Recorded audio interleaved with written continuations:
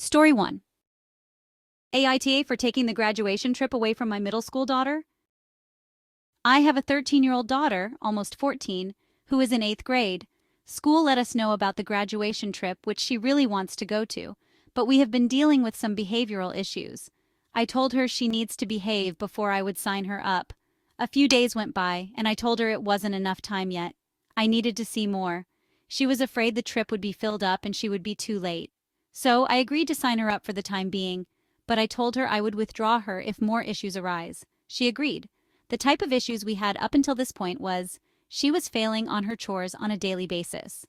Her chore list is very short. The only daily item is keeping her room clean, then the weekly item of taking the trash out. She was secretly texting an ex-boyfriend, who didn't treat her well. When she was caught, she tried to get her younger sister to lie and cover for her. Her younger sister, who came clean, told me I needed to protect her because she was scared how her older sister was going to punish her. After I signed her up, I told her that she needed to do everything as we say. We are not strict parents, so I don't think it's unreasonable. School's Thanksgiving dinner rolls around. We all went. As soon as she got her food, she tried to leave the table to go hang out with a friend, female. Her dad, my ex, told her to stay for at least a little while. She never asked me or my husband for permission to leave. Soon after she left, and I thought it would just be a brief moment. An hour went by and she's not answering our texts or calls. My husband and I spent the next 40 minutes looking for her. Couldn't find her. Finally, she answered a call from my ex. She was outside apparently, still with the same friend. That's when I decided we are taking her out of the trip. She is distraught. Aita here? Update. I have reinstated her trip. We can see a noticeable change in her behavior right after. Prior to reinstating her trip, she was sad. Yes, but she finally started cleaning her room every day, which, as I stated in the comments, only meant cleaning up after herself and pulling up the blanket on the bed in the morning. Just a few minutes a day is all it takes. And she took the trash out without any arguments.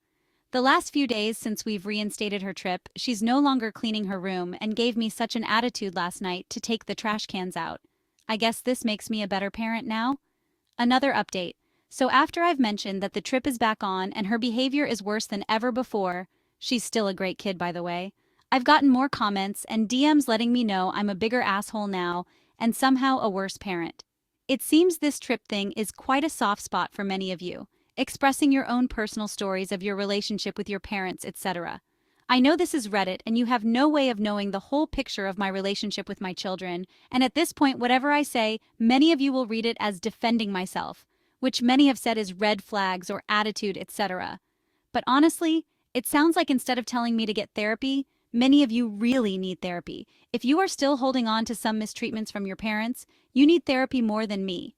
I was abused, emotionally and physically, growing up. I let all that baggage go and I try hard not to make the same mistakes. Many of you have not. Also, if you're telling me how terrible your children are than mine, then perhaps you don't need to give me parental advice. For all of you who said in so many years, my kids won't talk to me anymore, please remind me to give you an update then. I'm sorry for all of you that are struggling with raising kids or struggling with your relationship with your parents. That is hard. I know I'm the last person you want advice from, but I do have a wonderful relationship with my kids. Most of you won't believe it anyway, I guess. My kids tell me stuff. Not everything, I'm sure. I'm not that naive. But I do know about all of the boys they've dated. We try to have weekly dates with our kids. My husband and I each take one child, or we have open talk times so we can have an open communication. They do not feel smothered and understand that actions have consequences. They also see firsthand what happens to kids with parents that have no rules versus the ones that do. We also take many family trips together every year, and the kids often even cook with me, their choice. I'm not a strict parent and I stand by that. I can't imagine any strict parent would let their children date at 12, 13 years of age. Thank you to the people who mentioned that she didn't see leaving the table as doing anything wrong. That comment resonated with me the most and was the main reason why I created this post. I suspected that was the case and why I wanted a second opinion and why I ultimately reinstated her trip. In my opinion, she is an asshole. What do you think? Comment below. Story 2. AITA for trying to evict my family home's elderly caretaker. My grandparents bought a vacation home in a small mountain town back in the early 2000s and found P, an older retired woman, to be a tenant and caretaker. P is expected to do basic things like periodically dust, drip faucets in the winter, and run dehumidifiers during the summer, coordinate with landscapers, and notify us if the house needs any repairs, which my family pays to have fixed. Importantly, P does not and has never paid rent or utilities. She lives in the home for free. My grandfather is a bleeding heart, and she's friends with some of my grandparents' closest friends. Over the past decade, P has become increasingly difficult and has let the house fall into disrepair. My partner and I unknowingly moved there in 2022 and stayed for a year. In that time, we discovered leaks in the roof and windows, rotting siding and porches, mold, etc., tens of thousands of dollars of repairs. When we tried to find a contractor, P fought us. She insisted that the work didn't need to be done. She told that everything was fine.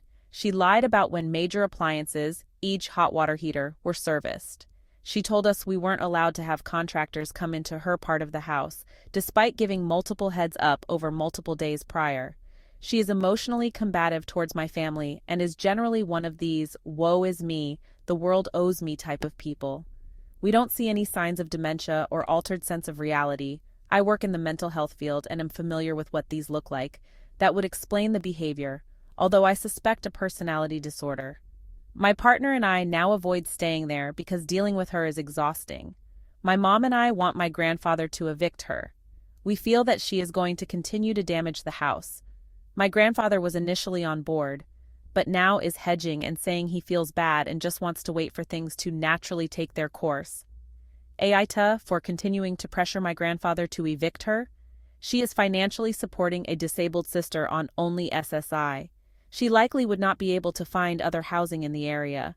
I believe housing is a basic human right, but I don't think that means we need to provide that housing. I think she is not an asshole. What do you think? Comment below. Story 3. Aida for telling my sister she's the reason her kids don't want to come around.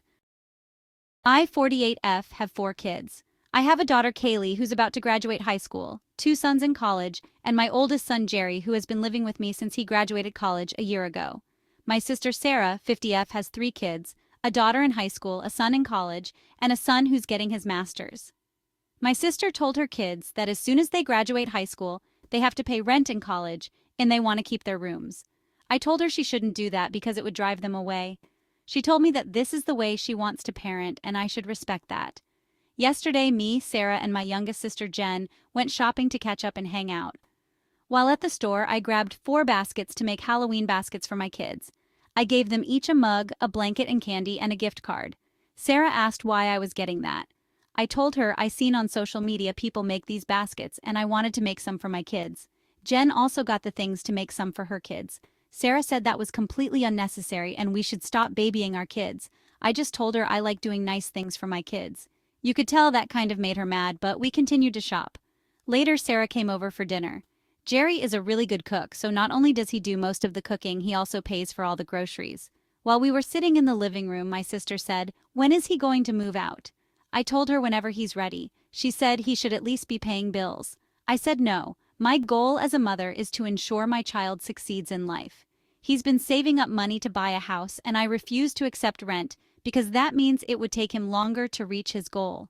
I explained that I don't even want him to pay for groceries, but I physically can't stop him from doing that. She scoffed, but just ignored it. But what set me off is when both Jerry and Kaylee was passing through the living room, I told them hurry up and write their Christmas list, because I know some early sales are about to start. Sarah said that I'm ridiculous and I'm not being a good parent because I refuse to unleash my children. She said they are too grown for Christmas list. She said I'm raising lousy and lazy kids. Jerry told her to cool out, but I hurried and chimed in. I told her I'm a way better parent than her. I told her my kids are far from lazy. I had a son graduate salutatorian. My daughter is in the top 10% of her class. My oldest son has a fantastic job. I told her to ask herself, why does her children barely come to see you? It's because they hate you. I asked her what good mom expects their kids to pay rent and go to school. I told her she was the definition of a shitty parent, and she shouldn't have had kids if she was going to treat them like crap once they turned 18. She just hurried and left the house. Later that night, Sarah in the group chat includes all my siblings and my mom. Sarah said her side, I shared my side. Jen told Sarah she was in the wrong and that I have nothing to apologize for. My mom told Sarah that it was unfair to comment on someone's parenting styles when she hates when the same is done to her. Sarah just left the group chat. I just feel really bad about what I said and think I should apologize for being too harsh. Aida? I think she is not an asshole. What do you think?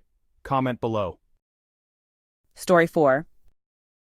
Ada for buying my stepdaughter a used bridesmaid dress? I'm getting married in December of this year. I am bringing 2 daughters into this marriage. They're 8 and 12.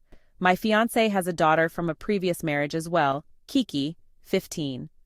All 3 girls are in my wedding party, with Kiki as a bridesmaid. I'm letting all of my bridal party pick out their dresses, with the condition they're all the same color and within a certain budget.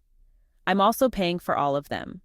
Kiki sent me a link to the dress she liked, and I thought it was pretty.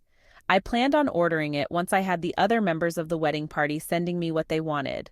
I was scrolling on Facebook one night and one of the buy-sell groups I'm a part of showed the dress that Kiki sent me. It was only used once in a wedding and is in perfect condition. You can't even tell it was worn before. It also so happened to be in her size. So I figured it'd be cheaper to buy this, as it's a dress she'll likely also wear once and never again. The dress new online is $200. The person was selling it for $50 and just wanted it gone. I've seen the dress in person. No stains, no smells. Truly a steal. So, I bought it. When I told Kiki, she got mad and said she was the only one not getting a brand new dress. I pointed out I'm still getting her new shoes, accessories, again all of her choice. Have alternations done to the dress as needed. She'll have her hair and makeup done with us. If I found any other member of the bridal party's dress in a similar condition and cheaper price in a Facebook group or a thrift store, I'd buy it. As it is, I'm spending about $1,000 on dresses for the 5 members of my bridal party. If I can save a little money, I will. Kiki wants me to buy her the brand new dress. I spoke with my fiancé and he agrees with me. We told Kiki if she wants the dress brand new, she can pay the difference. She's still upset with us. Other members of my husband's family feels I'm being a cheap ass and should just buy the dress new. Ada? I think she is an asshole. What do you think? Comment below. Subscribe for more interesting stories.